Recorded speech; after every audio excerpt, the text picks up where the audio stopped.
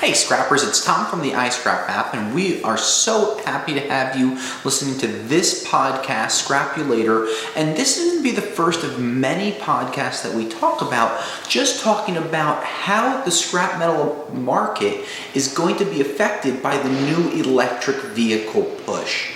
And before we really get into a lot of the electric vehicles and the different things that we're going to be looking at and the copper that's consumed, we want to talk about the traditional cars. And then, I do a lot of research all the time. So this stuff is so incredibly interesting because when you see transformations happening in real life that then affect your work life, you seem to be a little more interested. Now, all things known, I don't own an electric vehicle today. I've looked at them, I've considered buying them, but with the amount of travel that I do and the lack of infrastructure that's in place for charging these, electric vehicles don't make sense to me. Today they don't make sense, but I know that in the next few years I'll probably end up buying an electric vehicle. Now then you start talking about work trucks and things like that, and we get into a whole nother set of topics that we'll talk about in the coming months. But first we want to go back to just the regular ICE engines, internal combustible engines, right? These gas and diesel powered cars and trucks that we're driving. You might be in one right now listening to me talk, and what we want to do is point out how much scrap is inside these vehicles, and we're really going to focus on how much copper is inside these vehicles. And we want to be able to focus on the current settings, the current situation, and where we kind of see it going. So today, in average vehicles, we're talking about cars, not large semis or roll-offs or garbage trucks, just regular cars. You have between 20 and 50 pounds of copper. So think about it. When you scrap a car out, you have your wiring harnesses, you have your battery terminals, you have different wires throughout the car, whether it's powering the tail lights or any of those things, but you have the alternators, you have the starters. So you have that raw 20 to 50 pounds of copper, and that's a lot.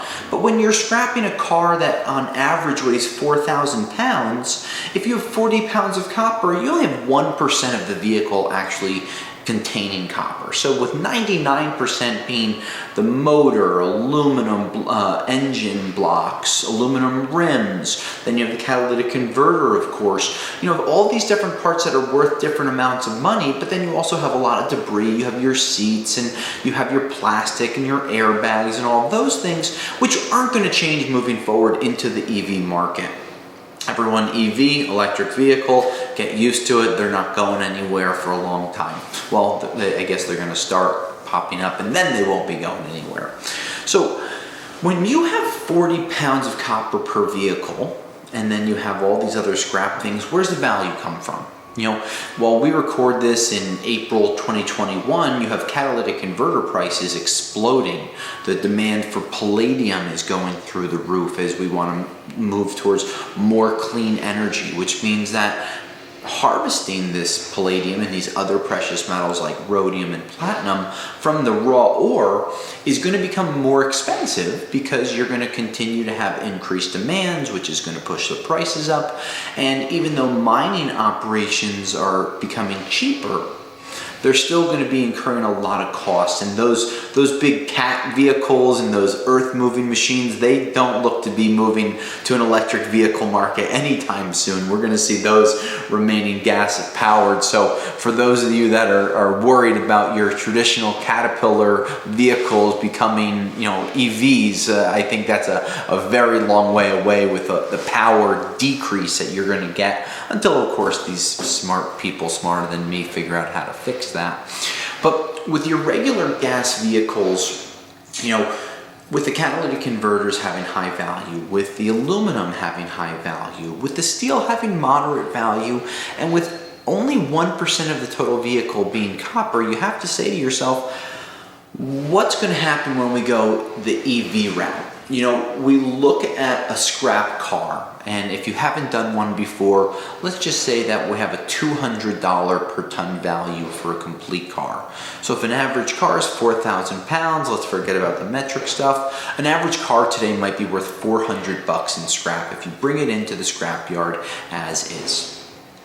You bring it in, they might part it out, but if you go and do it on your own, you could sell the catalytic converter today for an average of, national average today, $200 per cat. You have maybe 4 aluminum rims. I think about half the vehicles have aluminum rims. So you pull those off and you sell them for $70. Then you have the alternator, the starter, the car battery, which is lead acid, which of course will be going away with these new vehicles. But those lead acid batteries, it's really important to think about. Those have positive value today. And as we talk about electric vehicles, when we get into these things, the new hybrids and the new electric vehicles, the batteries that they're using are not lead acid batteries, which means the recycling has not been developed to give you positive value for these yet. We've been asked at Rockaway Recycling about Prius batteries and how much they're worth, and it's been very difficult to find a good market for those that either pays you or takes them for nothing. And think about it, you as a scrapyard, if you came to my scrapyard with a battery in your truck and I told you that you were going to pay me $1 per pound to get rid of it, why would you screw with it? Why would you touch that battery? You wouldn't. So these gas vehicles right now, you can scrap the whole thing. You can drop it off. You can strip all the valuable parts out. You can resell them. You can just scrap the alternators, the batteries, the catalytic converters, the stainless steel separately, and then just get maybe $150 a ton for the frame and the body of the car itself. So then you start to say to yourself, okay, Tom, we have a traditional gas or diesel engine. We have our traditional gas cars that we all know and many of us love. Unless it's breaking down, then you hate it. So then you're going to look at the EV market and you're going to say, okay, what options are out there? How can I make money with these things? How can I use EV vehicles to be able to move scrap around? Or if I go to scrap EV vehicles, what benefits are there going to be 10 to 15 years down the line? So when we look at all this stuff, we look at the different EV markets, and I'm reading my notes as I move around here. An average hybrid, which are out today, which would be your Toyota Priuses. I know that Toyota has a few different ones. They're RAV4. Ford has a couple of hybrids out there. GM has been working on them. I know that there were some Cadillacs that were, hybrid as well. So even the luxury automakers are getting into this hybrid space. So a regular car has 40 pounds of copper on average, right? A hybrid vehicle has between 80 and 130 pounds. So let's call it 110 pounds on average. So 2.5 times, 2 3/4 times what a regular car would have is inside of a hybrid. So a hybrid is immediately going to have more copper. Why? Well, they're going to have little electric motors in them that are going to be powering the wheels a little more, helping to move the engine around. They have a hybrid battery that could be a lithium or a nickel-based battery inside of it. There's going to be more wiring to that to connect to the engine. You have to think that as these cars become smarter, they have computers inside. And what do computers need? They need more power. They need more wiring to speak to all the different parts of the car. And you have increased technology. You have GPSs that are built into these cars. Some of the new luxury cars have 4 to 10 cameras on them, which means that every one of those cameras is going to have a copper wire. So many of you have just the backup camera, right? But now you have the camera in the front. You have cameras in the windshields. You have cameras on the mirrors. So you have cameras all over the place. Then in these new cars, the hybrids and some of the newer ones, you have sensors. You have backup sensors.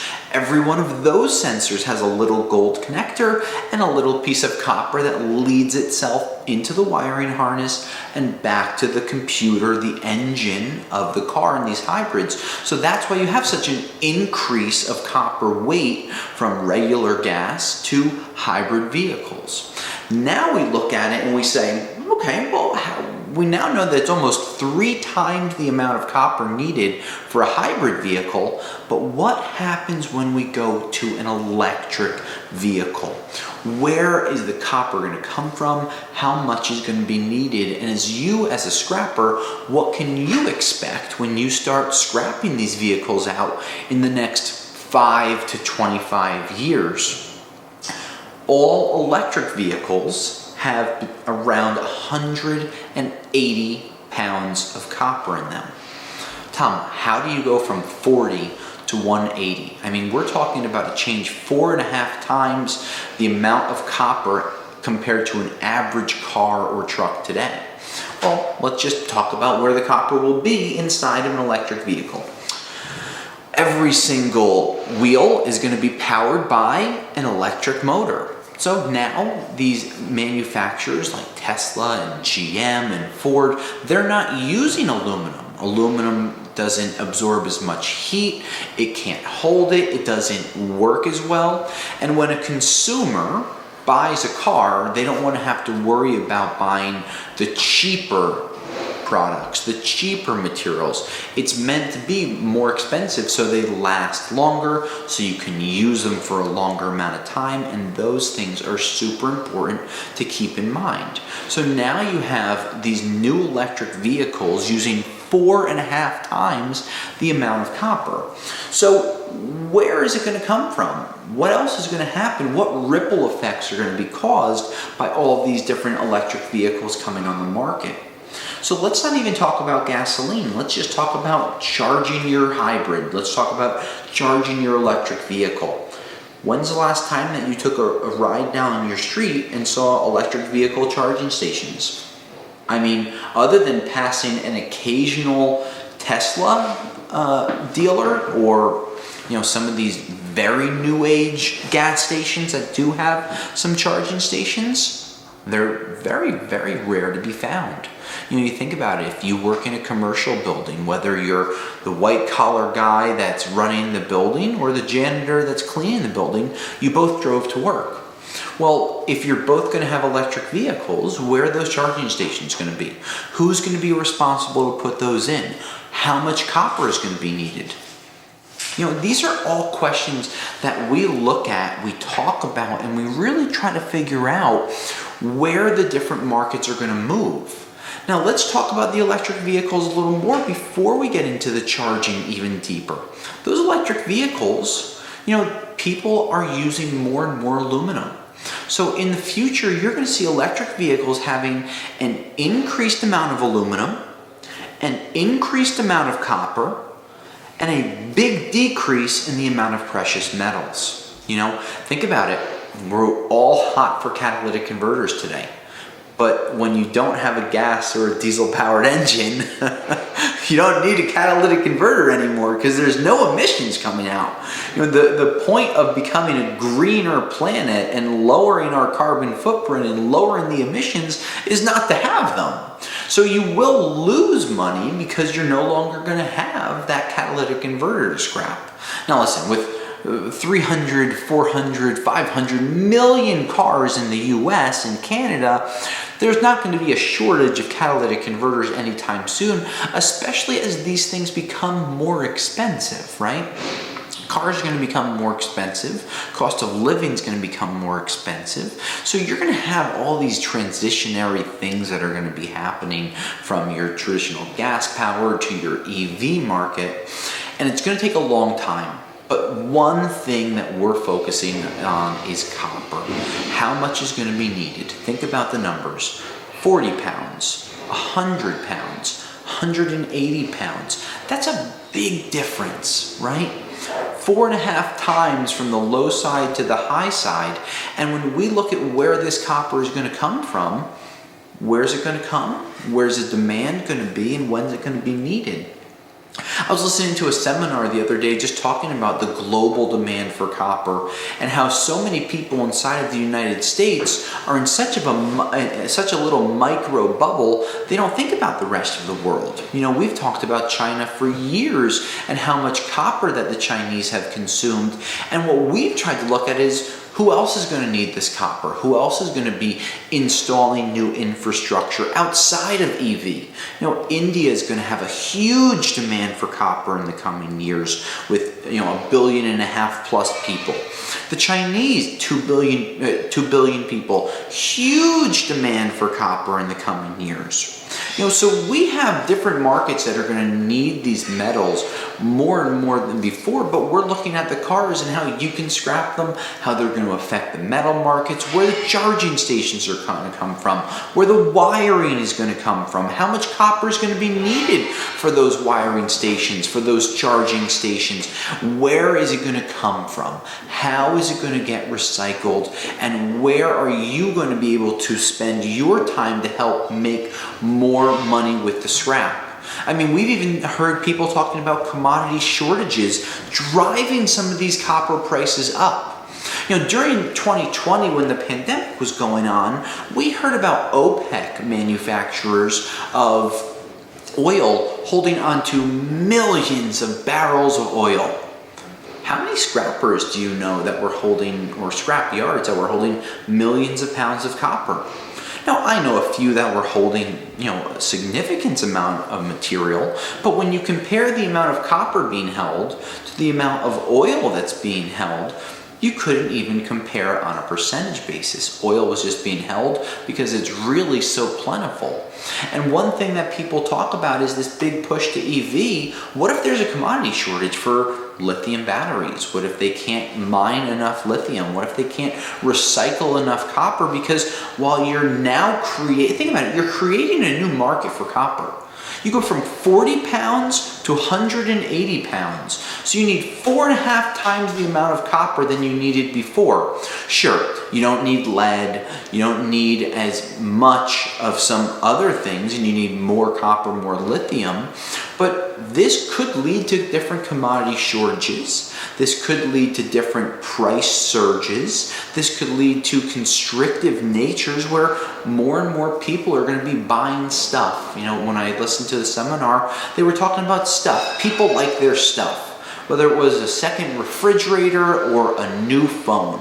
People like their stuff, and that is not going to stop taking place in the coming years. People are going to want more and more stuff, right? So this stuff that they need is going to continue to need copper. Those demands aren't going to change. And what has happened here is with the electric vehicle push, people still need their groceries. People still need a place to live. People still want to be able to have technology. But now, changing the landscape on cars, right? We haven't even talked about trucks, commercial vehicles, or airplanes. Changing the landscape and having an increase of 140 pounds more copper per car. Now remember that number before, 300 to 500 million vehicles between the United States and Canada. Now imagine 30 years from now, when every single vehicle that's produced is electric and needs another 140 pounds of copper, even if it's only an additional 100 pounds because technology catches up. You're talking about an increased global demand for the red metal that we all know and love that could drive prices to a place that would never have been imagined when Henry Ford created the Model T. And you think about the transition from the Model T having like 15 or 20 horsepower to electric vehicles needing more copper than you and I can imagine. How things are going to change for scrappers, for scrap yards, for consumers. There are so many changes that are coming that we can't even imagine other than this. Copper is going nowhere. The growth and demand is going to continue to be red hot for the coming 40, 50, 60 years. And this is going to lead to an increase in pricing, increase in consumption, increased need, increased mining operations, And of course, there's going to be global problems that happen, whether they're financial, whether they're mini collapses like we saw in 2008 with the mortgage crisis, or hopefully nothing related to war or foreign problems, right? Those will disrupt all nature of industry. Prices and inflationary rates will change on a macro level. But when you want to talk about just that copper level, you're going to see a demand over the next 50 years that is not slowing down. We're super excited to talk about it. And in the coming podcast, when we talk about more EVs, we're going to start to dive into the different battery markets. And one of the biggest problems in the battery markets is the recycling side of things. And that's something that we're going to continue to look at. We're going to continue to monitor, and we're going to give you our opinions and our thoughts from our different research that we've done to help you learn about the future of recycling and how you can continue to make more money by using, studying, and listening to the things that we here at iScrap are telling you for the long term. Scrappers, this is Tom from iScrap. We appreciate you tuning in. We'd love to hear your thoughts. Please make sure to review us through our podcast, wherever you're listening to it online. We'd love to hear your ideas. We'd love you to give us positive reviews. And of course, share this with other scrappers or people that are interested in any type of metal or commodity focused things. We're super excited to talk to you next time. And until then, I'll scrap you later.